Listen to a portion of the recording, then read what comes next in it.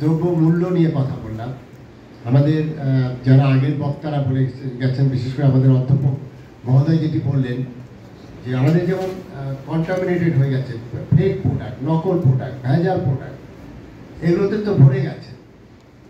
কালকে আমরা এখানে আমাদের ঢাকা ডিভিশনের ডেপুটি ডাইরেক্টর সহ তারা অভিযান করেছে, আপনারা দেখবেন, আমাদের ওগুলো বিভিন্ন নিউজে দেখিয়েছে। আমরা যেটি হাইন্ডের কফি খাই, সেটি তো আমাদের একটি ইন্টারন্যাশনাল ব্র্যান্ড আমাদের এখানে মার্কেটিং করে।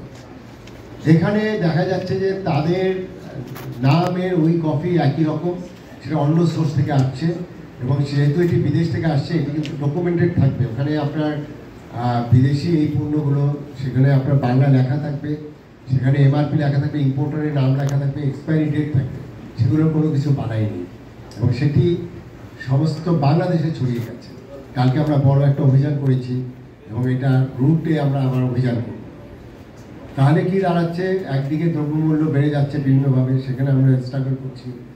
একইভাবে আমরা যে জিনিসটা কিনছি সেটা নিশ্চয়তার কতটুকু, সেখানে নকল, ফেক, ভেজাল এগুলোতে আপনার ভরে গেছে। আমি সকালবেলা আমি একটা মেসেজ পেলাম, সেটি হলো নাটোরে কাঁচাগোল্লা খুব বিখ্যাত।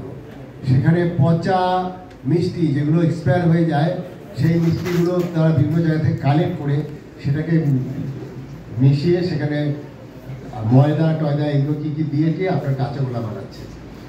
এগুলো আমরা মানুষের হাতে তুলে দিচ্ছি। আমি আরেকটা সকালে আমাকে একটা লিঙ্ক পাঠিয়েছে একজন, সেখানে দেখলাম এখন আপনি পাকা কাঁঠাল পাচ্ছেন। কাঁঠাল ন্যাচারালি এখানে যারা আপনার কৃষিবিদ আছেন বা আমাদের যারা বোটানি, তারা আসলে জ্যৈষ্ঠ মাসে, এটি বাংলাদেশের প্রমাণ যে জ্যৈষ্ঠ মাসের কাঁঠাল, তাই আপনার কখনই কিন্তু আপনার এতই কিছু আছে হয়তো 12 মাসের কাঁঠাল এটা হতে পারে, কিন্তু বাজারে কিন্তু আপনার পাকা কাঁঠাল চলে আসছে। যেটি এখন আমরা সবজি হিসেবে কিছু কাঁঠাল আমরা খাই না, যেটা আমাদের রান্না করে খাই, এবং সেখানে দেখা গেল যে সেই কাঁঠালটা আপনার কি একটা কেমিক্যাল মিশিয়ে আপনার পাকানো হচ্ছে। কাঁচা আম পাকিয়ে এখন বাজারে আসে, পাকা আম তো এখন আসার কথা, আরও হয়তো আমাদের 1 মাস ওয়েট করতে হবে। এগুলো হচ্ছে, তাহলে কি দাঁড়াচ্ছে যে আমরা আমাদের কাছে যে খাবারটা আমরা কিনছি অতি মূল্যে, সেটি আমার কাছে কতটুকু নিরাপদ। তাহলে কি হচ্ছে যে আমাদের প্রতিটা পদে পদে আমাদের এখানে ওষুধ থেকে শুরু করে শিশু খাদ্য, আমরা ডায়াবেটিকের স্ট্রিক থেকে শুরু করে আমরা হার্টের বাল পর্যন্ত এখানে আমরা নকল, ভেজাল এগুলো বিক্রি করছি। তাহলে কি দাঁড়াচ্ছে যে আমাদের প্রতিটা স্তরে প্রতিটা ব্যক্তি যারা এটার সাথে জড়িত, তারা সুযোগ পেলেই তারা এখানে অতি মুনাফার জন্য এই কাজগুলো করছে। এখন এটি কিভাবে আমরা এই জায়গাটায় আমরা আমাদের একটি অবস্থান বা একটা ভয়েস রেজ করতে পারি, সেই জায়গাটা হলো এই প্ল্যাটফর্মটা। সেই প্ল্যাটফর্মটা কি, আমরা প্যারালালি অনেকগুলো কাজ করছি, যেটি আপনারা জানেন যে আমরা একটা অফিসিয়াল ফেসবুক পেজ চালাচ্ছি, ইউটিউব চ্যানেল চালাচ্ছি, আজকে আমরা IPTV টেস্ট রান করছি, আমরা বিতর্ক প্রতিযোগিতা করছি, আমরা বিভিন্ন কুইজ প্রতিযোগিতা করছি, প্রচুর সেমিনার করেছি অনেকগুলো বিশ্ববিদ্যালয়। এখানে প্রথম বক্তা প্রফেসর মিজান বলে গেলেন, ওরা ড্যাফোডিলে আমরা অনেকগুলো প্রোগ্রাম করেছি, এরকম পাবলিক প্রাইভেট ইউনিভার্সিটিতে করেছি। কিন্তু এটি কি যথেষ্ট? এটি যথেষ্ট নয়। আমরা চেষ্টা করে যাচ্ছি, অর্থাৎ মানুষের মধ্যে আমাদের এই যে কনজিউমার রাইট, এইটা 18 কোটি মানুষ সে জানবে আমার একটি অধিকার, এবং সেটি প্রতিষ্ঠা করার জন্য আমরা এই প্ল্যাটফর্মগুলো ইউজ করেছি। এর পাশাপাশি যে জিনিসটা আছে সেটি হলো এই আপনারা যারা আছেন, আপনাদের যারা পূর্বসূরীরা, তাদের দীর্ঘদিন আন্দোলন করে আপনারা কিন্তু বাংলাদেশে ইন্টারন্যাশনাল যে আমাদের গ্লোবাল কমিটমেন্ট ছিল, সেই কমিটমেন্টের আওতায় একটি আইন তৈরি হয়েছে 2009-এ। বর্তমান প্রধানমন্ত্রী যখন সেকেন্ড টার্ম ক্ষমতা আসলেন, তিনি প্রথম পার্লামেন্টে আমাদের এপ্রিল মাসে এই আইনটা করে দিয়েছেন 2009-এ, কনজিউমার রাইটস প্রোটেকশন অ্যাক্ট 2009। এবং তার আদলে যখন আমাদের এই অধিদপ্তরটা প্রতিষ্ঠা হলো, এই অধিদপ্তরের জন্মটাই হচ্ছে কিন্তু আমাদের এই ক্যাবের আন্দোলনের ফসল। তাহলে ক্যাব যে আন্দোলন করে 2009-এ যে অধিদপ্তর প্রতিষ্ঠা করেছে, অর্থাৎ ক্যাব আমাদেরকে ডিকটেট করবে, যেহেতু জন্মটা আপনাদের মাধ্যমে হয়েছে, আমার প্রত্যাশা থাকবে ক্যাব আমাদের ডিকটেট করবে যে ভোক্তা অধিকার আপনারা এই জায়গায় কেন আপনারা দুর্বল। আমি তো সেই ভয়েসটা চাচ্ছি, এবং গত বছর আমরা সারা বাংলাদেশে এখানেও আমরা একটা সেমিনার করেছিলাম এবং সেখানে আমি আক্ষেপ করে বলেছিলাম যে ক্যাবের আমি প্রতিদিন ফোন পাবো বিভিন্ন জেলা থেকে যে এখানে এই অনিয়ম হচ্ছে।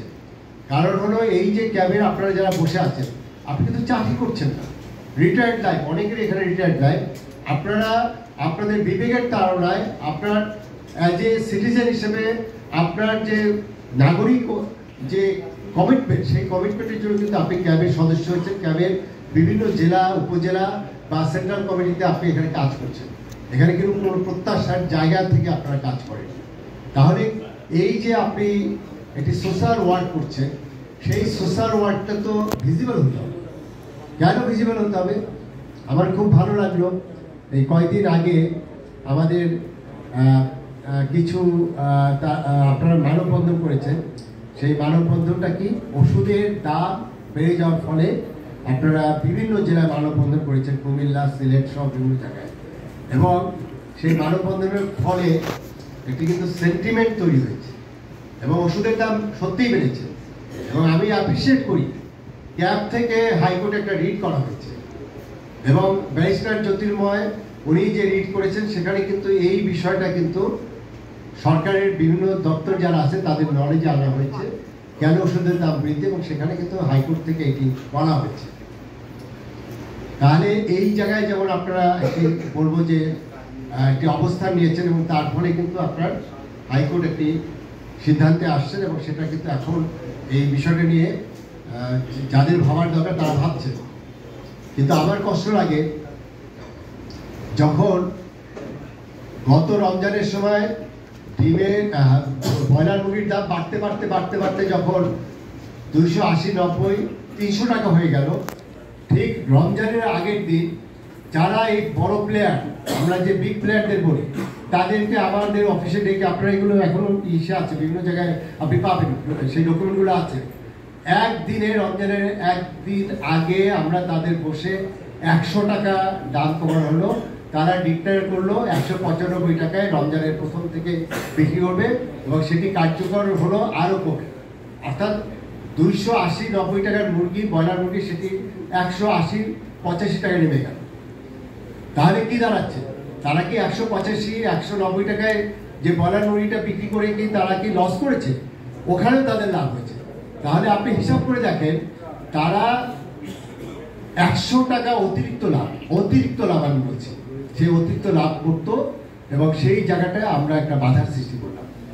এবং সেখানে আপনার ক্যাব পরবর্তীতে এটা নিয়ে বিসিসিতে মিটিং হয়েছে, বিভিন্ন মিডিয়ায় এটা প্রচার হয়েছে এবং সেখানে ক্যাব একটা হিসাব করেছিল, সেখানে আগের হান্নান সাহেব ছিলেন, উনিও বিভিন্ন মিডিয়াতে বলেছেন, সেখানে কয়েকশো কোটি টাকার হিসাব দিয়েছিল যে এই কয়েকদিনে তারা ভোক্তার পকেট থেকে কয়েকশো কোটি টাকা, তারা 700 কোটি টাকা তারা পকেট থেকে কেটে দিয়েছে। এটি তো বললাম একটা ব্রয়লার মুরগির কথা।